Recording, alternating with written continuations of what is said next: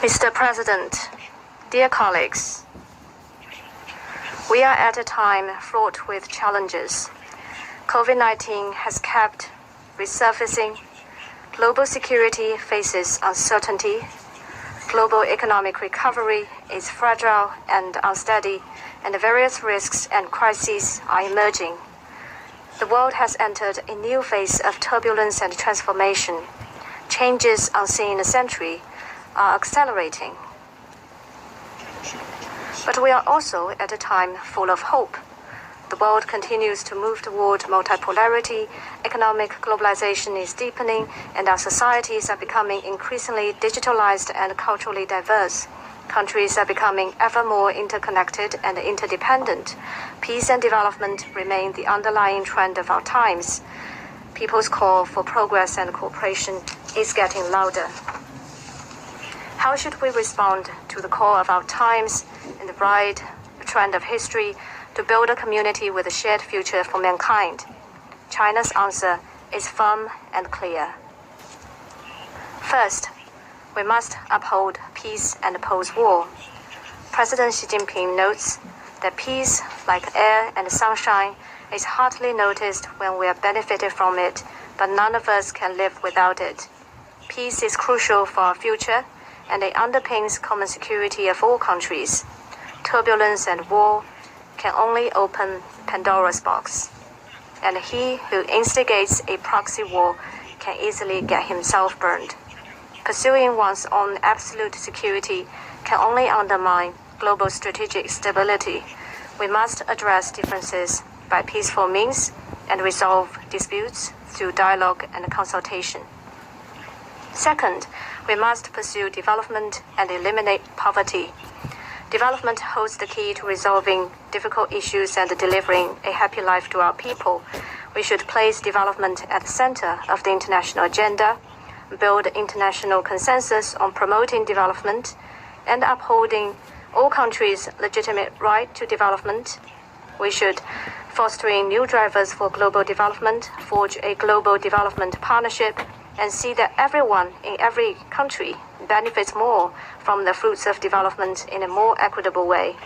Third, we must remain open and oppose exclusion. President Xi pointed out that openness is the sure way to human prosperity and advancement. Protectionism can only boomerang, and decoupling and supply chain disruption will hurt everyone. We should stay true to openness and inclusiveness and tear down fences and barriers that hinder the free flow of factors of production. We should uphold the WTO-centered multilateral trading system and work for an open world economy. Fourth, we must seek cooperation and oppose confrontation. As we face a host of global challenges, our biggest strength will come from solidarity. Our best strategy is to stick together, and the only way forward is through win-win cooperation. It is natural that countries might have their differences and problems, but they should increase mutual understanding on the basis of equality and respect. We should engage in dialogue, consultation, and win-win cooperation, and reject conflict, coercion, and zero-sum game. We should jointly oppose group politics and bloc confrontation. Fifth, we must strengthen solidarity and oppose division. President Xi stated that countries around the world are like passengers on the same ship who share a common stake. All of us should pull together to navigate the ship through storm toward a bright future. Our world must embrace diverse civilizations in order to make continuous advances, and mankind must pursue an inclusive path in order to achieve modernization. Peace, development, fairness, justice, democracy, and freedom are common values of humanity. Difference in system should not be used as an excuse to create division. Still less should democracy and human rights be used as tools or weapons to achieve political ends. We should stand against drawing ideological lines and expand common ground to promote world peace and development. Sixth, We must uphold equity and oppose bullying. Mutual respect and equity of countries big and small is a primary principle of the UN Charter. Major international issues should be handled by all countries and international rules drawn up by all countries together. No country is above others, and no country should abuse its power to bully other sovereign countries. We should advocate and practice true multilateralism, promote equity of all countries in terms of rights, rules, and opportunities, and build a new type of international relations featuring mutual respect, equity, and justice, and win-win cooperation. Mr. President, colleagues, China, as a permanent member of the Security Council and the world's largest developing country, is committed to solidarity and cooperation with other countries. It will follow the trend of the times and pursue the shared interests of the vast majority of countries. China has been engaging in building global peace. We have actively promoted international peace and participated in international arms control, disarmament, and non-proliferation process. China is the top contributor of peacekeeping personnel among the P5, and it is the second largest funding contributor to both the UN and its peacekeeping operations. China is the only country in the world that pledges to keep to a path of peaceful development in its constitution. It is the only one among the 5 nuclear weapon states that is committed to no first use of nuclear weapons. It has thus made important contribution to global strategic stability. In response to the various security challenges, President Xi proposed the Global Security Initiative. He called on the international community to pursue common, comprehensive, cooperative, and sustainable security, to respect the sovereignty and territorial integrity of all countries, to abide by the purposes and principles of the UN Charter, to take the legitimate security concerns of all countries seriously, to peacefully resolve disputes through dialogue and consultation, and to maintain security in both traditional and non-traditional domains, thus contributing China's vision to reducing the peace deficit facing humanity and providing China's input to meeting global security challenges. China has been contributing to global development. We have worked to build a system of high standard opening up and keep the global industrial and supply chains secure and stable. China is a major trading partner of over 130 countries and regions. Contributing about 30% of annual global growth, China is the biggest engine driving the global economy. China is a pace setter in implementing the 2030 Agenda.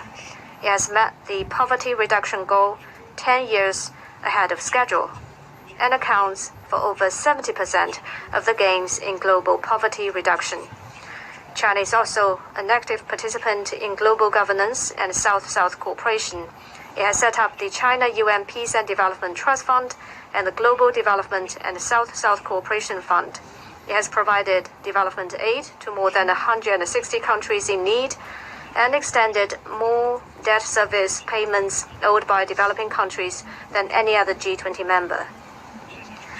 At the 76th UNGA session, President Xi proposed the Global Development Initiative.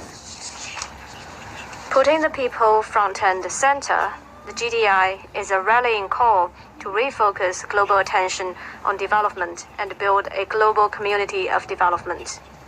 At the recent high-level dialogue on global development, President Xi announced dozens of major concrete steps to implement the GDI, generating strong impetus for accelerating the implementation of the 2030 Agenda.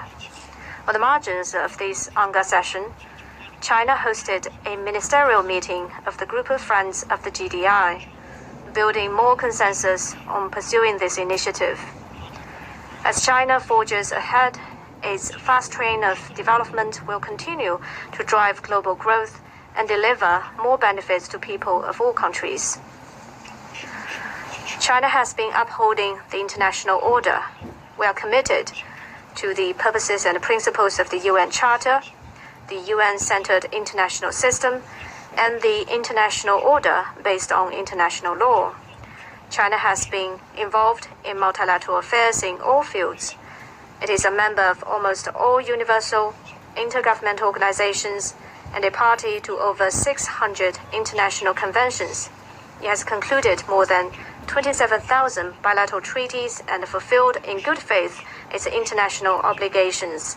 China abides by the Universal Declaration of Human Rights and has made relentless efforts to protect and strengthen its human rights. We stand firmly against attempts to politicize human rights and worked to promote healthy development of international human rights cooperation. As a member of the developing world, China will forever stand with other developing countries. We are heartened to see the rapid progress achieved by the developing world in recent years, and we will continue to speak up for other developing countries, help them overcome difficulties, and support efforts to raise the representation and say of developing countries in international affairs. Developing countries are no longer the silent majority in international and multilateral processes. With stronger solidarity, China and other developing countries have spoken out for justice and become a pillar of promoting development cooperation and safeguarding equity and justice. China has been providing public goods. In the face of COVID-19, China has fully advanced and engaged in global cooperation against the virus. We have done our best to provide anti-COVID supplies and shared our practices on COVID response. China is among the first to promise making COVID vaccines a global public good and to support waiving intellectual property rights on the vaccines. China has provided over 2.2 billion doses of vaccines to more than 120 countries and international organizations. In response to tough challenges confronting global development, President Xi proposed to advance high-quality Belt and Road cooperation, an initiative widely endorsed by the international community. China has signed cooperation documents with 149 countries and 32 international organizations. We have set up the AIIB and the Silk Road Fund, thus building the broadest and most inclusive platforms for international cooperation. In response to the shared concerns about data security, we have launched the Global Initiative on Data Security as our contribution to formulating rules on global data security. In response to climate change, China is committed to a development path that puts ecological conservation first, one of green and low-carbon growth. We announced the ambitious carbon peaking and carbon neutrality goals and are working to implement the Paris Agreement. China accounts for 1/4 of all the trees planted globally. We are making unremitting efforts for a community of life for man and nature. In response to global food security challenges, China has put forth a cooperation initiative on global food security. This year, we have provided over 15,000 tons of emergency humanitarian food assistance to other developing countries in need. China has been mediating hotspot issues. As a responsible major country, China has explored workable Chinese approaches to solving hotspot issues. While adhering to the principle of non-interference and respecting the will and needs of the countries concerned, China has endeavored to help settle hotspot issues in a constructive way. Our approach is to promote peace through talks, which is fair and pragmatic and aims to address both the symptoms and root causes of hotspot issues. China supports all efforts conducive to the peaceful resolution of the Ukraine crisis. The pressing priority is to facilitate talks for peace.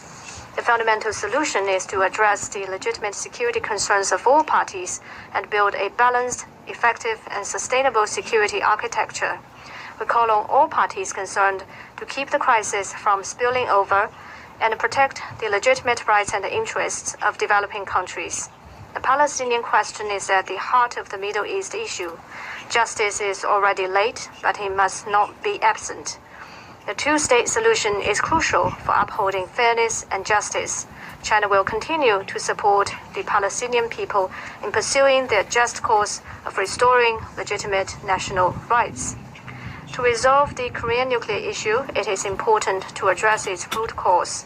We need to follow the dual-track approach and the principle of taking phased and synchronized steps and jointly uphold peace and stability on the peninsula and resolve the issue through dialogue and consultation.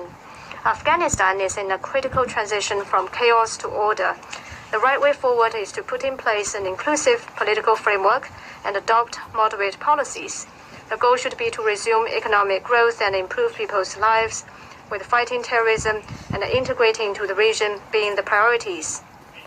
A few countries have arbitrarily imposed unilateral sanctions, cut off development aid, and frozen lawful assets of other countries. This is an unacceptable practice that must be corrected. China firmly supports the Cuban people in their just struggle to defend their sovereignty and oppose external interference and blockade. The abuse of guns is becoming an increasingly serious problem across the world. China has decided to launch its domestic procedure to ratify the UN's Firearms Protocol, which will contribute to strengthening global cooperation on gun control and closing the security deficit. Mr. President, colleagues, since ancient times, Taiwan has been an inseparable part of China's territory. China's sovereignty and territorial integrity has never been severed. And the fact that the mainland and Taiwan belong to one and the same China has never changed. All of us Chinese have never ceased our efforts to realize reunification. It is explicitly stated in the Cairo Declaration and the Potsdam Proclamation issued 70-odd years ago that all the territories Japan has stolen from the Chinese, including Taiwan and the Penghu Islands, shall be restored to China. This is an important part of the post-war international order. 51 years ago, right in this August hall, the General Assembly adopted Resolution 2758 with an overwhelming majority, which decided to restore the lawful seat of the PRC in the UN and to expel the representatives of the Taiwan authorities from the place they had unlawfully occupied. The so-called dual representation proposal put forth by the US and a few others to keep Taiwan's seat became nothing but a piece of paper. Once and for all, Resolution 2758 resolved politically, legally, and procedurally the issue of the representation of the whole of China, including Taiwan, in the UN and international institutions. Yet it completely blocked any attempt by anyone or any country to create two Chinas or one China, one Taiwan. The One China principle has become a basic norm in international relations and a consensus of the international community. When entering into diplomatic relations with China, 181 countries all recognized and accepted that there is but one China in the world and Taiwan is a part of China, and that the PRC government is the sole legal government representing the whole of China.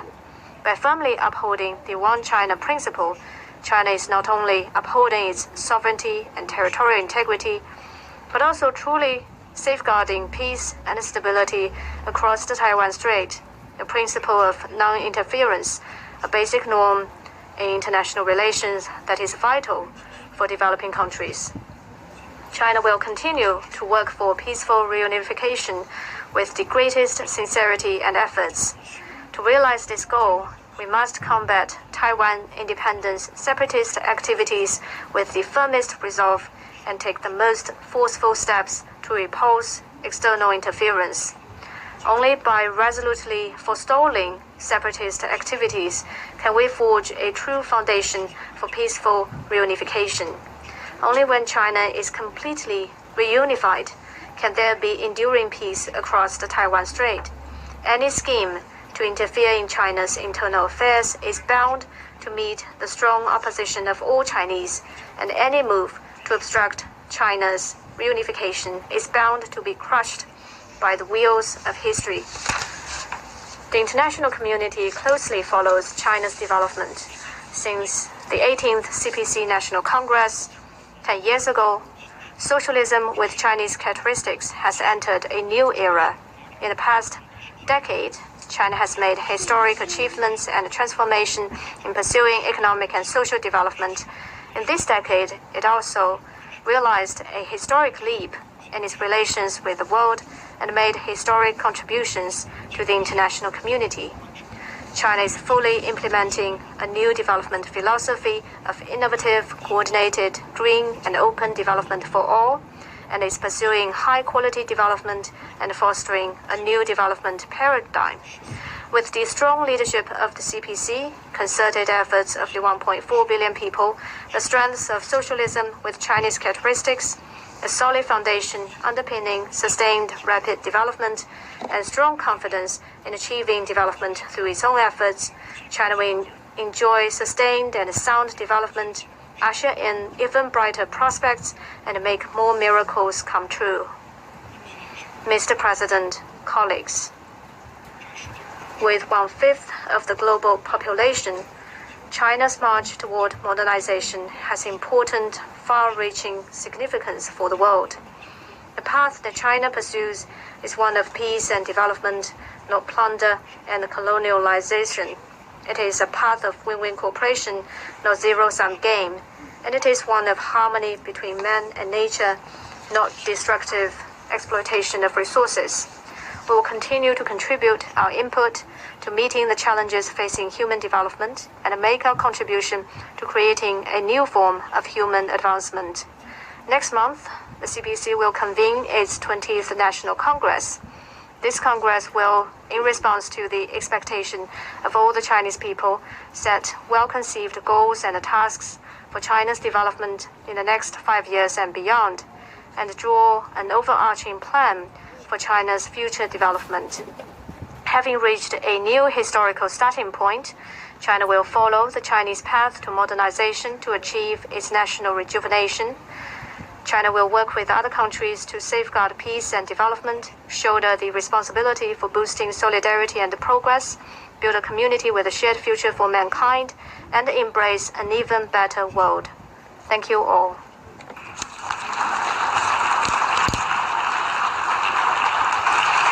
I thank the State Councillor and Minister for Foreign Affairs of China.